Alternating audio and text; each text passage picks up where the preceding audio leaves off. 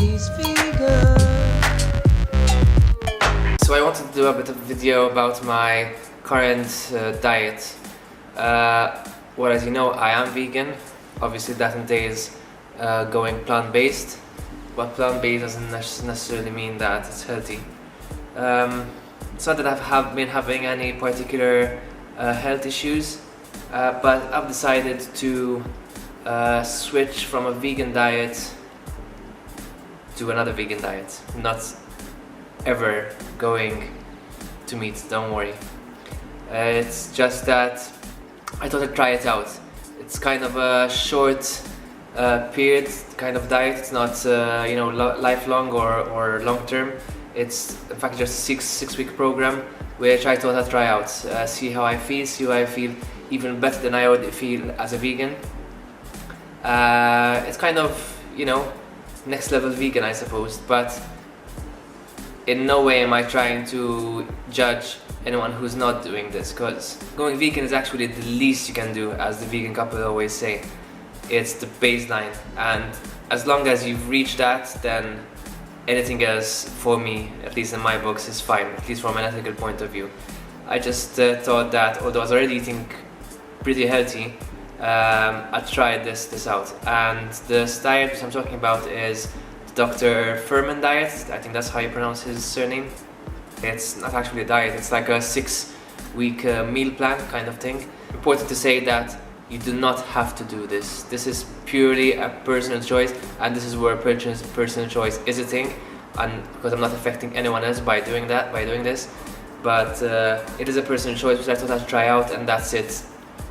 Any other vegan diet is, except for maybe a junk food diet, is completely fine from a health point of view. I just thought I'd try this one.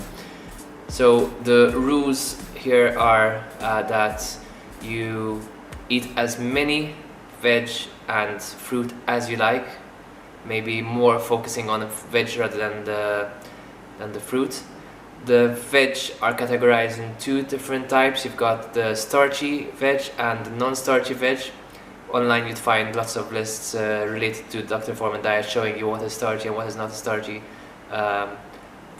Vegetable, obviously potato are one of the starchy ones. So it's as much as you want of the non-starchy veg and limited amount of the starchy veg.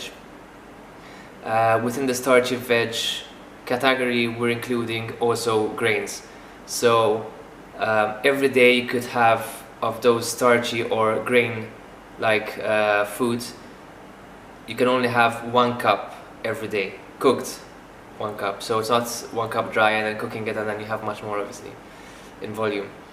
And then you can have a maximum of 28 grams or 2 ounces, I believe, of nuts and seeds, which is more than I'm already having. So that helps with the calorie intake, because that's one of my concerns, which I'll get to. And then you can have as many beans as you like. In fact, it's not as much as you like, because you have a minimum set. You need to have a minimum of 1 cup of uncooked beans and lentils, obviously. So once you cook those, obviously you have much more. So that brings me to the calories, because obviously most of the calories which at least I was getting were coming from starchy vegetables, namely potato, sweet potato, and I was having also quite a few beans, but I was also having lots of grains, so buckwheat, quinoa, rice, brown rice, obviously. And so that was a concern of mine, where I'm going to get my enough calories and enough protein. In fact, on my first day I kind of confirmed that fear, because as I started counting my calories, obviously, to make sure that I'm getting enough protein and calories, and they were pretty low. They weren't terribly low, so they were just at the borderline starvation diet, or rather the starvation level as per the World Health Organization. But protein, for example, wasn't that low. It was quite average. I think it was 54 or slightly higher grams of protein. So that goes to show how protein really isn't an issue. But that was like the first day. So just like when I turned vegan at the beginning, it was hard. Like anything which is new is hard. It's not because it's vegan, it's just because it's a new thing. And I was still learning, so obviously that was hard. But now, even just after slightly more than a week, I've already started improving. Just yesterday I had almost 2,800 calories. So it's as much as I was eating before, just in veg, fruits, nuts, seeds and beans. Lots of beans. And that's another thing. First of all, the diet focuses a lot on this equation, although sometimes I see it's a bit of bro science almost, or a bit of simplification of nutrition. But the idea is that you use the formula of nutrition over calories.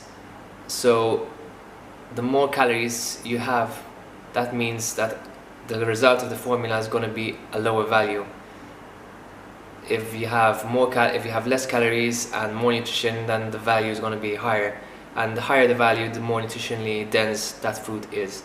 So the focus of this diet is to go towards nutritionally dense rather than calorie dense foods. So another concern, as I mentioned, you have to have lots of beans, or at least I suggest you have lots of beans to get enough calories and enough protein, was the tolerance, on the stomach. Yeah, I agree that beans are not generally the cause of bloating, gas, other stomach issues, etc. But in any circumstance where you increase your fiber intake quite suddenly and quite extremely, then yes, you might have some stomach issues. That's until your stomach gets used to it. And in fact, I believe that after a week, my stomach did get used to that. And in fact, yesterday I had I think 2 cans, so it's 230 grams each, about 460 grams of beans or chickpeas, whatever, mixed with a huge salad, or else with lentil pasta, so that's even more beans. So it's lots of fiber. In fact, I actually went over the recommended daily amount of fiber, which is not a problem really, but it's more of a problem of going too high too quickly. But actually it wasn't really a problem at all. So that was another concern which was dispelled. It's just a question of time really. And finally, it's the amount of shopping which you have to do. There, yes, I do agree it might be an issue. Not in terms of expense, because what you're really doing is substituting the cost of one food and increasing the cost of another one. So it really tallies and you end up having the same amount of cost. But with regards to volume of food that you have to buy, you do have to buy more, and that might be more of a hassle, when carrying around looking for that food and stuff like that. But really, it's, first of all, it's mostly veg, so they're all in the same area, so you have actually less of an issue over there. And secondly, nowadays, especially at least in Malta, there are so many of these supermarkets that actually deliver to your place. And remember, practically the same day that I started this diet, I hurt my foot, so I actually could do less shopping, and yet I'm managing quite well. All I'm doing is getting online deliveries.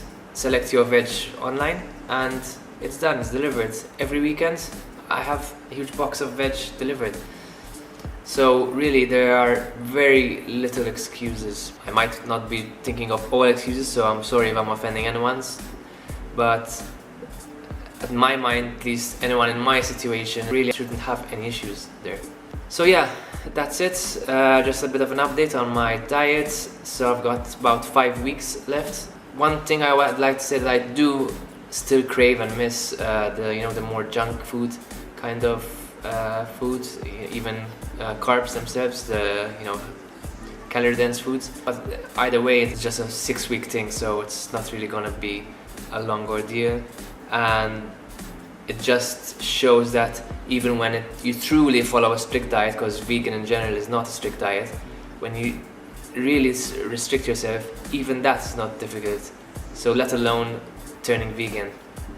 If you're a meat eater, I understand you might need your time, you might need to learn stuff, educate yourself, but there's really little other excuse for you not to turn vegan when it comes to especially cost and convenience. So I think this video is probably too long already. I'll keep updating you on my health status, the impact of the diet on my health, and how I'm doing with it. So be sure to like, subscribe, share this video, comment down below. I'd love to hear from you. Tell me what you think. Live simple, live large. Goodbye.